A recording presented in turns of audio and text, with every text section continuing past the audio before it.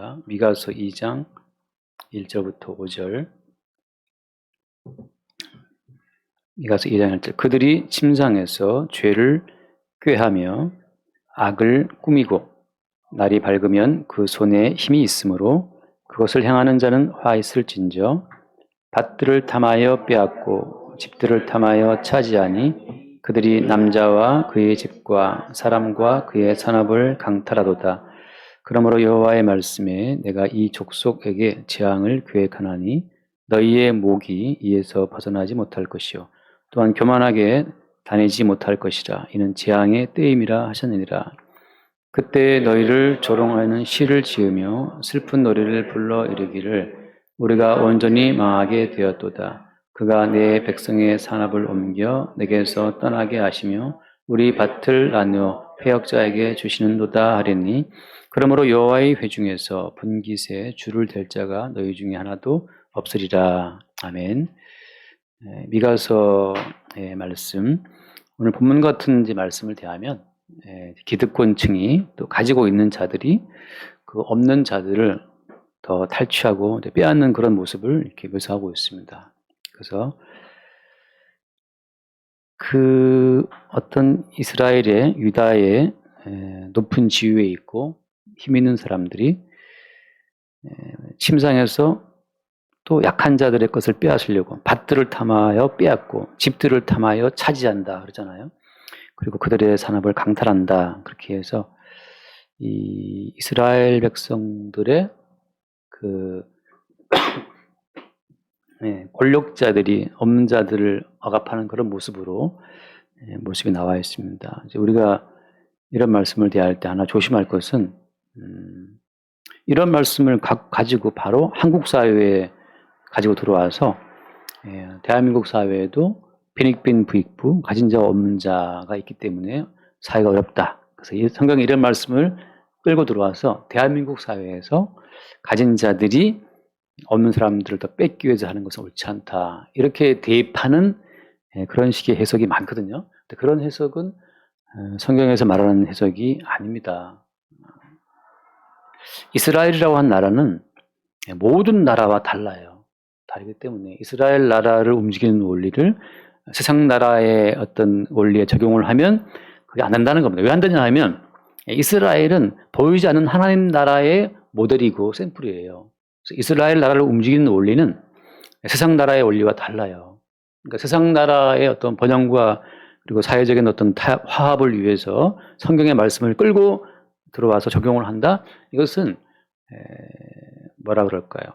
육적인 세계를 위해서 영적인 원리를 끌고 들어오는 것과 같이 또 다른 우상의 죄입니다. 그러니까 이스라엘 나라는 이 세상의 모든 나라와 다르다는 사실. 그래서 성경에서 뭐라고 표현해요? 다니엘서라든지 에스겔서 같은 데를 보면 이와 마찬가지지만 에스겔서에 의하면 다니엘서에 의하면 세상 모든 나라들은 짐승이에요. 짐승의 나라이기 때문에 세상 나라가 아무리 어떤 부강하고 부유하고 또 가진 자 없는 자 사이에 그 어떤 화합이 대화합이 이루어지고 한다 하더라도 하나님 보시기에 세상 나라는 짐승의 나라이기 때문에 망하게 되어 있습니다. 최종의 심판을 피할 수가 없어요. 그러니까 세상 나라의 어떤 그 부귀 영화와 화합을 위해서 성경 말씀을 갖고 들어오는 것은 그건 이제 반칙이죠. 유배죠, 유배. 하나님이 성경 말씀을 주신 것과 반대가 되는 거예요. 그러니까 세상 나라는 어떻게든지 간에 망하게 되어 있습니다. 그래서 머리는 황금이고 가슴과 이 팔은 은이고 말이죠. 배와 허벅다리는 노시고 다리의 일부는 철이잖아요. 철. 발에 얼마는 철과 흙이라 할 때 그때 그 뜨인들이 날아와서 그 신상을 발부분을 쳐서 쓰러뜨려서 티끌처럼 돼서 사라진다 하잖아요. 세상의 모든 나라들은 아무리 번성한다 하더라도 티끌처럼 사라질 나라들이라는 거죠. 성경에서 말하는 것은. 그럼 영원한 나라는 그 뜨인 돌의 나라, 산 돌의 나라, 어린 양의 나라만 영원하고 이 땅의 모든 나라들은 민주주의를 하든 이 번군주제를 하든 독재를 하든 하나님 보시기에는 이 모든 나라는 이미 티끌로 돌아가게 하기로 작정을 하신 나라들이에요. 그러니까 흙의 나라에 아무리 많은 끌어들어와도 결국은 망하는 거죠. 타이타닉 말하자면 이제 그 침몰할 배에다가 그 침몰할 배에 무엇을 적재한다 하더라도 결국은 다 대서양 바다에 잠겨버리는 것처럼 이 세상 모든 나라들은 이 나라들의 민주주의를 하든 뭐 아무리 좋은 가치를 갖고 있다 하더라도 하나님은 이미 모든 세상 나라를 멸망시키기로 작정을 하신 거죠. 그러니까 지금 제가 볼 때마다 미가서를 볼 때마다 많은 분들이 이 미가서 말씀 그 있는 자들이 침상에서 죄를 꾀하고 악을 꾸며서 날이 밝으면 그 손에 힘이 있기 때문에 가난한 자들을 압제하고 뭐 이런 모든 말씀을 이 사회에 대입을 해서 어떤 사회 문제 해결책을 성경에 찾아오는 것처럼 한다고 하는 것은 지금 이 방향을 잘못 잡은 거예요. 일단 그 문제를 하나 말씀드리고, 그러면 이스라엘 나라는 어떤 나라이기 때문에 이러한 일이 있는 것으로 하나님께서 이스라엘 나라를 멸망을 시키냐 하는 거죠. 이스라엘은 어떤 나라예요? 이스라엘은 뭘 보여준 나라입니까? 제가 오늘 말씀 제목을 남자의 나라라고 했는데, 남자의 나라라고 했는데, 이스라엘 나라는 사실 여자의 나라입니다. 원리적인 면에서. 무슨 말인가 하면, 이스라엘 나라는 남자의 나라는 힘의 나라예요, 힘의 나라. 힘 있는 놈이 이기는 거야. 힘이 있으면, 힘 있는 사람들은 약한 사람들을 억압할 수가 있고, 힘 있는 사람이 뭐 여자들을 몇 명씩 거느릴 수 있고, 옛날처럼 말이죠.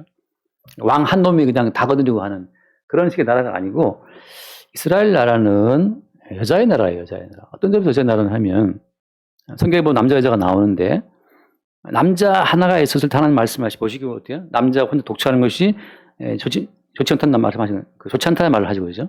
남자가 독차하는 것이 좋지 못하니. 들었죠, 그죠? 마음은 급한데 말이 빨빨 나와요. 아담이 혼자 있을 때 하나님께서 보시기에 좋지 않다고 말씀하시면 여자를 지었는데, 아담이 독차하는 것이 좋지 않다 말씀의 그 의미는 어떤 의미라고 제가 말씀드려요? 좋지 않다는 것은 남자 혼자 살아서 뭐 호라비 혼자 살기 때문에 호라비 삶이 뭐 그렇지 않냐 그런 차원이 아니고, 남자가 혼자 있어서는 언약적인 모형의 역할을 할 수가 없어요. 그리스도 예수를 머리로 하고 그 몸을 기준으로 해 세워지는 그 몸되는 교회, 신랑 대신 예수님과 신부되는 교회를 보여주기 위한 언약의 모형으로서 남자 혼자서는 좋지 않기 때문에 하나님께서 아담을 잠재워서 갈빗뼈를 뽑아가지고서 여자를 세우신 겁니다. 그래서 또 하나 중요한 것은 다른 데 흙을 끌어 모아서 여자를 지은 게 아니에요. 아담을 잠재우고 아담의 갈빗대로 여자를 지었다고 하는 게 중요해요. 어떤 점에서 언약적 모형에서 보게 되면 예수 그리스도가 십자가에 죽으실 때, 잠들었을 때, 그때 예수의 살과 피로 지어지는 그 존재가 신부되는 교회라고 하는 거죠. 예수님과 별도의 가치관으로 세워지는 여자가 예수님과 딱 만나서 신부된다, 그게 아닌 거예요.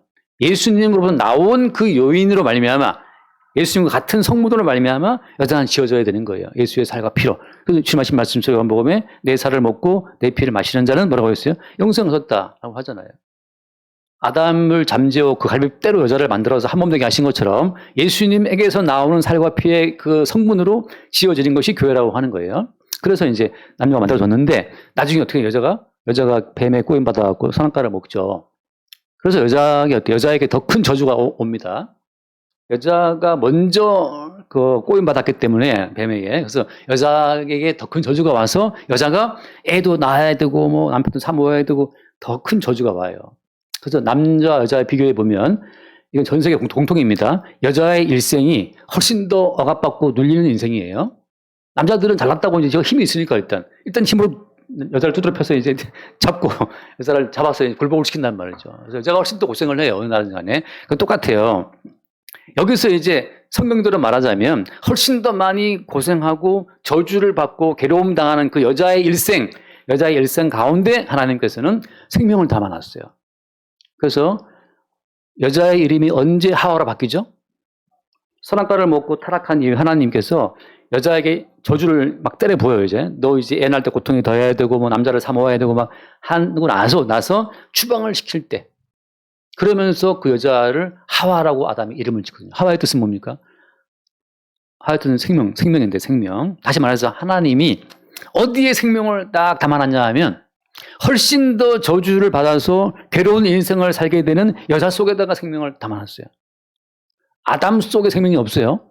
아담은 힘이 더 있고 더 권력이 있어 보이고, 그래서 막 주먹으로 이 하와를 때려 팰 수는 있지만 아담 속에는 생명이 없기 때문에, 아담은 뭐야? 아담 뜻은 그냥 흙이에요, 흙. 그래서 아담은 그냥 흙입니다. 되게 막 강해 보이고 뭐 떠들어도 결국은 흙이 되어서 그냥 흙으로 가는 거죠. 생명은 훨씬 더 저주를 받아서 괴로움 당한 여자 속에다가 주님 담아놨다고 하는 거죠. 자, 그래서 이 훨씬 더 저주를 받아서 괴로움 당하는 여자 속에 뭐가 들어있다? 생명이 있는데 이것이 나중에 어떻게 실체화가 되냐 하면 여자의 후손으로 오신 예수 그리스도 실체가 돼요. 자, 예수님은 누구 손이라고요? 예수님은 남자의 후손입니까? 남자라는 것은 남자는 힘을 말하는 거예요. 힘. 여자는 뭘 말하느냐? 그 힘에 의해 눌리는 존재를 말하는데 예수님께서 이 땅에 오실 때에는 남자의 후손으로 오신 것이 아니라는 거예요. 이게 중요한 거예요. 남자는 뭐냐? 줄리오 시저처럼 말이죠. 우리나라 누굽니까? 뭐 이순신 장군, 뭐 이순신처럼 말이죠. 아니 나폴레옹처럼 그렇게 힘을 키워서 말이죠. 힘을 키워서 총칼로 따따라 죽이는 것이 그래 밟아서 징기스칸처럼 그것이 남자란 말이죠. 근데 여자의 후손으로 오신 예수 그리스도는 그 칼과 총의 힘으로, 그 군마의 힘으로 징기스칸처럼 세상을 다 짓밟아 버리고 그 힘으로 통치하는 메시아가 아니고 예수님께서는 억압받고 멸시받고 천대받는 그 여자의 후손으로 왔다고 하는 거. 따라서 예수를 딱 보게 되면 이 예수는 그냥 아무것도 없는 자 같은 거예요. 저 예수 저기 뭐 힘이 있나? 저 예수가 무슨 지까지 메시아야. 딱 봤을 때. 딱 보니까 어때요? 네 아버지 뭐 하시노? 네 아버지 요새 목수고 네 엄마는 마리아고 그게 뭐 부잣집이냐? 아, 돈 없어요. 가난한 집이에요. 요즘은 그 목수라는 것이 요새 목수라는 것이 요즘쯤은 이제 그 일용직 노동자 같은 건데 그거 못 배우고 무식해갖고 그냥 일반하는 사람들이 그 예수님의 엄마 아빠인데 동생들 보니까 다 동생들이 또 남동생만 넷이야.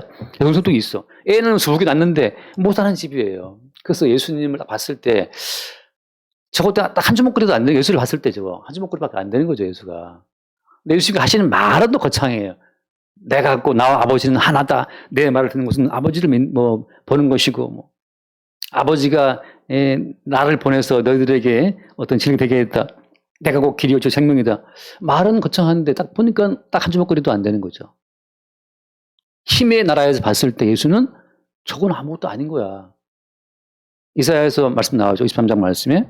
사람들이 보기에 흠모할 만한 것이 없어요. 딱 봤을 때 저건 멸시의 대상이고 천대의 대상이지 뭐 여기 카리스마 있어 사람들이 막 졸로 막 고개를 숙이고 이게 옹이할 만한 뭐 안철수처럼 말이죠. 그나마 뭐 그것도 아니고 홍준표처럼 뭐 그것도 아니고 뭐 윤석열이처럼 뭐 그것도 아니에요. 그런 카리스마가 없어요. 그게 누구예요? 여자의 후손으로 오신 예수라고 하는 거죠. 이스라엘 민족, 이스라엘 나라는 만 백성이 봤을 때, 그러니까 모든 나라가 봤을 때 이스라엘 나라는 딱 봤을 때 저거 한 주먹거리. 멸시의 대상, 어떤 천대받는 대상. 그래서 너무나 천대받기에 딱 마땅한 그런 나라인데 웬일인지 그 아주 연약해 보이는 그 나라에 우리가 왜 지지? 이게 이제 가나안 땅이란 말이죠. 그 아무것도 없는 군사가 없어. 그런데 그냥 어둡게 메고 제사장들이 그 제사장 가운 입고 그냥 여러 손을 이렇게 뺑뺑뺑 도니까 그냥 성이 무너지는 거죠. 그래서 가나안 땅 사람들은 막 칼로 무장하고 말을 무장하고 막 싸우려고 준비하고 있는데 저것들을 보니까 싸울 준비가 안 돼 있어요. 그냥 언약궤를 메고 제사장들이 그 뒤에 따라가면서 이렇게 그냥 걷다가 나팔 한번 삑 불고 뭐 하니까 성이 무너지는 거죠. 세상에서 힘을 과시하는 그런 어떤 방법이랑 너무나 다르게 움직이는 민족이 이스라엘 민족이에요. 그래서 이스라엘 민족은 계속해서 여자의 후손을 품고 있는 민족으로 존재하는 거예요. 이스라엘 나라는. 제도를 정비하고 군사력을 키우고 지혜로운 사람들을 끌어모아서 그렇게 부강한 나라를 만드는 것은 세상 나라가 하는 그 남자의 나라들이 벌이는 행동이고 이스라엘 민족은 여자의 나라이기 때문에 만국이 봤을 때 저거 그냥 한 주먹거리, 한 입거리밖에 안 되는 정도임에도 불구하고 보이지 않는 주님으로 말미암아 승리를 거듭하게 되는 나라가 이스라엘 민족이에요. 그래서 저거 곧 망하게 생겼는데 곧 망하게 생긴데 안 망해. 그게 이제 이스라엘 나라라고 하는 거죠. 그런데 오늘 본문에 보면 어떻게 됩니까? 본문에 보면 2장 1절에 그들이 침상에서 죄를 꾀하며 악을 꾸미고 날이 밝으면 그 손에 힘이 있으므로 이게 힘이 문제예요. 힘이 있으니까 이제 그 힘을 쓰고 싶은 거죠. 모든 드라마나 모든 이야기에 서두에 총이 나오면 반드시 그 총은 그 드라마나 그 후반에 가면 그 총이 발사가 됩니다. 사람이 힘이 있다는 건 언젠가 그 힘을 쓴다는 얘기거든요. 힘이 있으니까 이제 그 힘으로 약자들 것을 뺏는 거죠. 2절 말씀. 밭들을 탐하고 빼앗고 집들을 탐하여 차지하니 그들이 남자와 그의 집과 사람과 그의 산업을 강탈하도다. 힘이 있는 자들이 이제 없는 자들을 다 뺏는 상황이 들어가는데 이렇게 힘 위주의 사회는 뭐라 아까 제가 말씀 이게 짐승의 나라고 이게 남자들의 나라예요. 세상 나라, 세상 나라. 세상에서는 많이 배운 자들이 적게 배운 자들 위에 군림하게 돼 있어요. 이스라엘 나라는 아무것도 안 배우지도 못한 요셉이 총리가 되는 상황이 생기기도 하고 마지막 8번째 아들인 그 다윗이 천덕꾸러기예요. 전쟁터에도 못 가. 나이도 어려서. 근데 그 다윗이 왕이 되는 나라가 이스라엘 나라입니다. 그래서 이제 3절 말씀. 그러므로 여호와의 말씀에 내가 이 족속에게 재앙을 계획하나니 너희의 목이 이에서 벗어나지 못할 것이다. 교만하여 다시는 다니지 못할 것이다. 그 교만한 목을 주님이 딱 힘으로 말미암아 교만한 그 목을 친다는 거죠. 지난주에 통화한 어떤 분이 그래 자기는 검사들을 너무 싫어한대요. 그래서 내가 내 마음 검사한테 많이 당했나 보다 싶어서 이제 많이 당했나 검사들한테 했더니 검사를 본 적도 없는 거야. 대한민국 사회에서 검사 보는 거 쉽지 않아요. 경찰은 늘 보이죠. 검사까지 보려면 이게 굉장히 중대한 사건으로 가야 검사를 볼 수가 있어요. 저도 지금까지 검사를 본 적이 단 한 번도 없습니다. 검사하다가 온 대학 교수들을 많이 봤죠. 대학 때도 그 검사하다가 교수가 이제 선택 과목 같은 거 오는 그 소송법 교수가 있었는데 항상 그 교수는 껌을 씹어 강의 중에 껌을 이렇게 딱딱딱 씹으면서 강의를 해요. 현직 검사 금방 이제 나와서 검사 받고 나와서. 그다음에 판사하다 나온 교수들은 또 말이 많아요. 또 제가 봤을 때 가장 좀 재밌는 교수들은 폴리페서라고 하잖아요. 그 정치 참여했다가 돌아온 교수들이 정말 말은 재밌게 해요. 너무 들을 곳이 많아. 그리고 입장이 확고해요. 그래서 현실 그 정치를 말하면서 함께 말하기 때문에 막 재밌어. 근데 학자만 쭉 했던 교수들은 너무 졸려요. 정말 모든 법의 과목에 관심을 놓게 만드는 교수들이 학자한 교수들은 정말 재미없거든요. 잠 깨는 교수들은 이제 폴리페서 정치 참여했던 교수들은 승동함이 재밌어요. 아무튼 저도 검사를 본 적이 없는데 그래서 왜 검사를 싫어하냐 했더니 그냥 이제 TV에 나오고 드라마에 나오고 뭐 뉴스에 나온 그런 검사 이미지 때문에 이제 검사가 싫다는 거죠. 그러냐. 근데 검사들도 또 있어야지, 그죠? 사장님도 있어야 되고, 집 지키는 게도 있어야 되고, 다 두루두루 있어야 되는 것처럼, 적절할 때 그냥 우리가 활용하면 되는 거죠. 근데 어쨌든 간에, 이 힘의 나라에서는 힘 있는 사람들이 항상 군림하죠. 오늘 말씀의 핵심이 뭐냐. 그래서 결국은 주님께서 교만한 목을 다 쳐버리겠다. 교만하게 다니지 못할 것이다. 그래서 힘을 추구하는 이스라엘 나라들이 이제 아수르라든지 이 당시에 이제 아수르가 이스라엘 민족이 유대 민족이 아수르 화친을 정했으니까 아수르 제국이 막 일어나고 있으니까 어떻게 저 나라가 붕황하게 되었을까? 그 붕황하게 된 아수르 나라의 그걸 배워오려고 지금 아수르 화친을 맺었어요. 유다 민족이 아수르 화친을 맺고 그 사이에 끼어 있는 북이스라엘과 아람 나라를 무너지게 하려고 참 어떻게 이제인데 당시 그래서 여기 2절 말씀처럼 1장 1절 봤죠. 이제 요담과 아하스와 히스기야 때 요담과 아하스 왕이 아수르와 화친을 맺어가지고서 바로 위에 있는 북이스라엘과 아람 나라를 이렇게 압박하는 식으로 같이 화친을 청한 겁니다. 그런데 그렇게 해서 어떻게 신흥 제국 아수르가 강해졌는가? 그 강대해진 아수르 제국의 그 힘의 요소들을 빌려오고 수입해 들여와서 그걸 이스라엘 유다 민족 가운데 정착을 시킨 거예요. 이게 패착이라고 하는 거죠. 우리가 보면서 돈 많이 번 사람이 있으면 어떻게 돈 많이 벌었을까 하고 그걸 이렇게 끌어들여가지고 그걸 배우려고 하는데 그렇게 해서 성도는 사는 게 아니라는 거예요. 유튜브를 보면 뭐 1억으로 100억 번 사람들 이야기, 뭐 주식으로 뜯어본 사람들, 무슨 경매로 뜯어본 사람 많이 나오지 않습니까?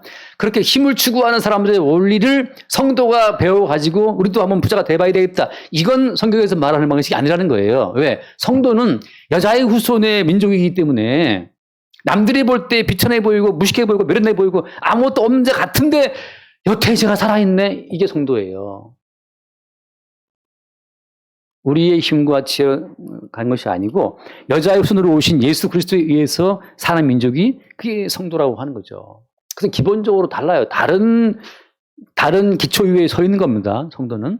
세상 나라는 힘에 서 있지만 이 성도의 입장에서는 십자가에 못 박혀 죽으신 예수와 함께 매일 죽고 예수에 의해 살아가는 그 새로운 삶의 방식 속에 서 있는 게 성도이기 때문에 유튜브를 보고 뭐 돈 많이 번 사람들 그거 어떻게 배울 거 없을까? 그거 배워도 되는 게 아니라는 거죠. 물론 뭐 심심하면 그거 봐도 되는데 그렇게 된 건 아니라는 거예요. 제가 말씀드렸다. 고린도후서 13장 말씀할까요? 고린도후서 13장. 저도 많이 봅니다. 그런 거. 13장 4절 말씀 볼게요. 13장 4절.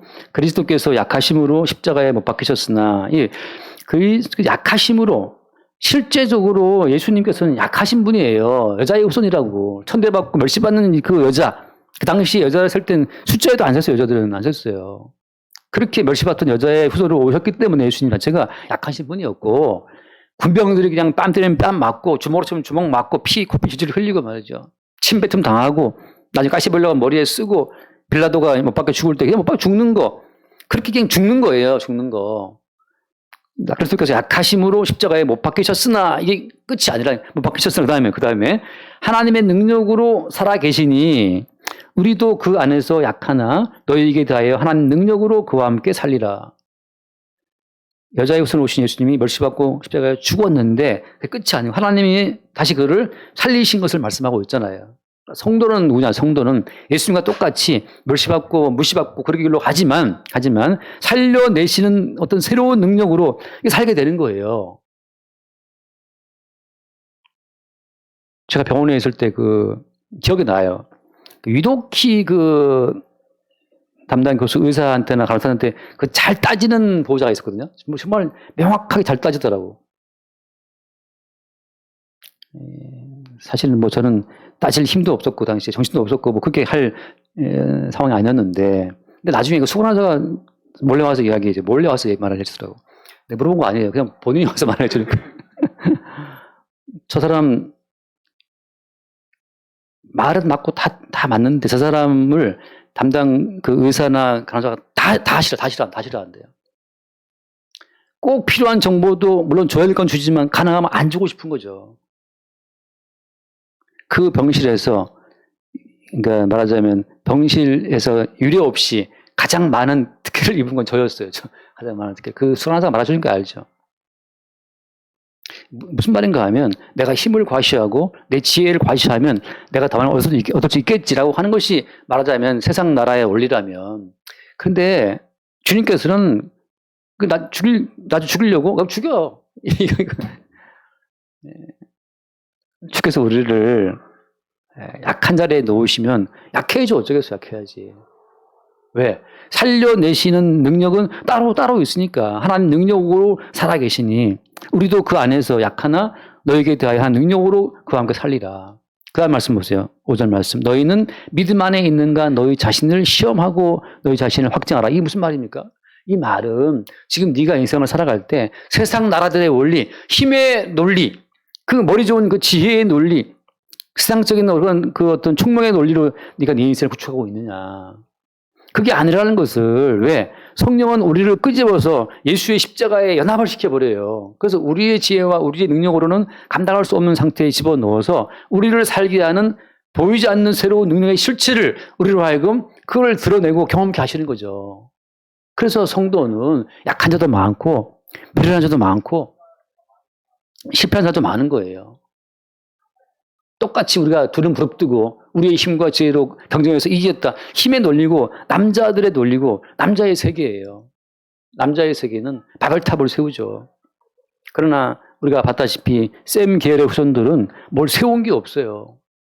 다시 한번 이거 말씀을 아벨을 죽인 가인이 뭘 세웁니까?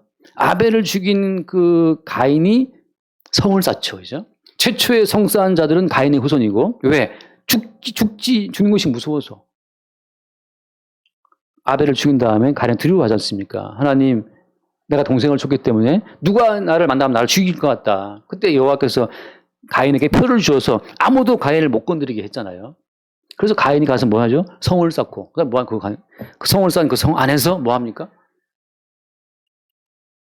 유발은 퉁소와 수금을 잡는 그 예술의 조상이 되고, 유발입니까? 야발입니까? 야발은 또 목축을 치는 자가 되었고, 두발가인은 동철 기계를 만들어서 그걸로 칼을 만들고 창을 만들어요.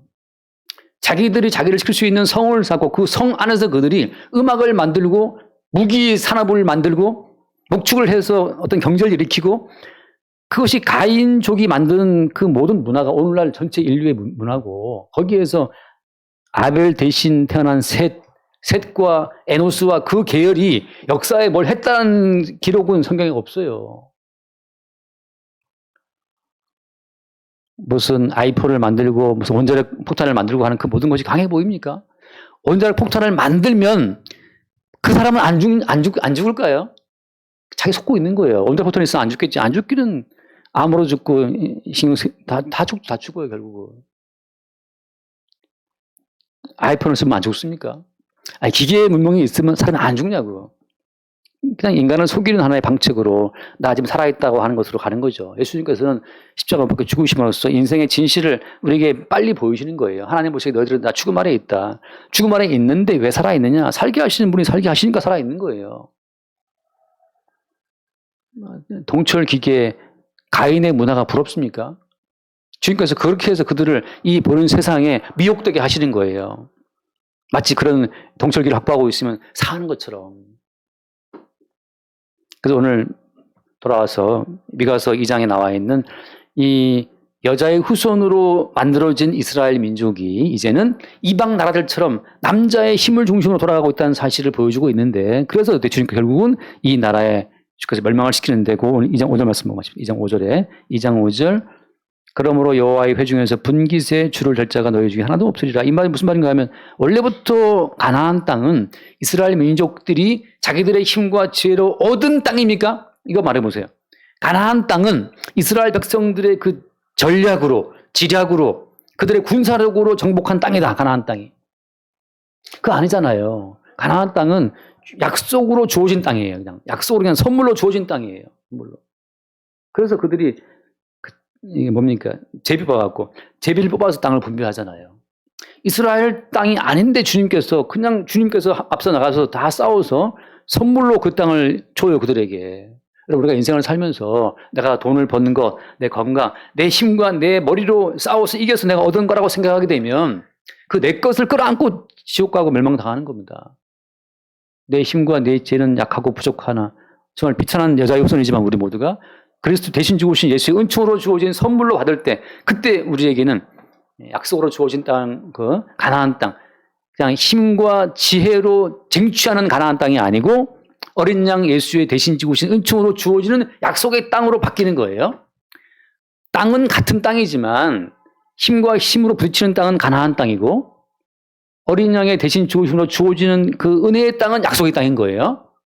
똑같죠. 우리 몸뚱이는 똑같은 몸뚱이지만 내 힘과 내 노력으로 지키는 몸뚱이라면 이거는 그냥 육체적인 육체의 덩어리에 불과하지만, 그래서 예수의 은총으로 나를 살게 하고 나를 먹게 하고 나를 잠자게 하고 하는 그런 몸이라면 우리 몸 자체가 약속의 몸이 되는 것이고, 시험으로 말하게 되면 성령이 거하시는 바 성전이 되는 성전. 날마다 우리가 우리 힘의 세상에서, 그래 너희들은 힘 많이 가져라. 그래 검사도 하고 너희들이 판사도 하고, 또 뭐 있나요? 그걸 사자. 목사도 하고 다 해라요. 그러나 우리는 은혜로 말미암아 우리를 살게 하시는 그 자리 그대로 살아가는 거예요. 그래서 주님 드신 단적인 비유가 나사로는 거지였다. 거지가 무슨 사회에 기여를 합니까? 거지가 무슨 자본주의 사회에 그 소비의 주체로 기여를 할 게 어디 있어요? 소비 신자 간다고 막 풀어도 거지한테는 안 줄걸? 거지도 주나 요즘에? 왜냐면 주겠으면 모르겠지만. 그러나 그 부자는 먹고 쓰고 잔치하잖아요. 잔치할 때마다 그들은 소비하죠. 그러니까 부자가 이스라엘 민족의 경제에 돌리는 주체가 되지만 나사로 거지는 얻어먹고 사는 주제에 이 땅의 어떤 그 삶에 도움이 아무것도 안 돼요. 비록 거지가 되어 산다 하더라도 주의 은혜로 살고 있음을 알 때 그 거지의 육체는 구원받은 주의 성전으로 기능하고 주에 의해서 나중에 천사들에 받들려서 천국으로 들어가죠. 그래서 여러분, 우리가 살아간 이 삶의 모습이 힘과 힘의 대결로 쟁취하는 그런 인생이 아니고 살려주시는 주의 은총으로 알며 살아가는 그 어떤 은혜의 결실로 우리 인생을 볼 수 있기를 바랍니다. 기도하겠습니다. 주님, 주의 은총으로 세워진 이스라엘 민족이 나라가 이제 이방 민족들의 힘의 원리를 도입해서 힘으로 약자를 억압하는 힘의 나라가 되고 말았습니다. 언약의 성질을 망각한 이스라엘 민족의 그 마지막이 멸망이었던 것처럼 주여 우리가 힘을 추구하고 세상의 지혜를 추구할 때마다 우리를 십자가 못 박아 주와 함께 죽이시고 다시금 우리를 은혜로 사는 주의 생명의 백성으로 새롭게 창조하여 주옵소서. 주께 감사하며 우리 주 예수로 기도드립니다. 아멘.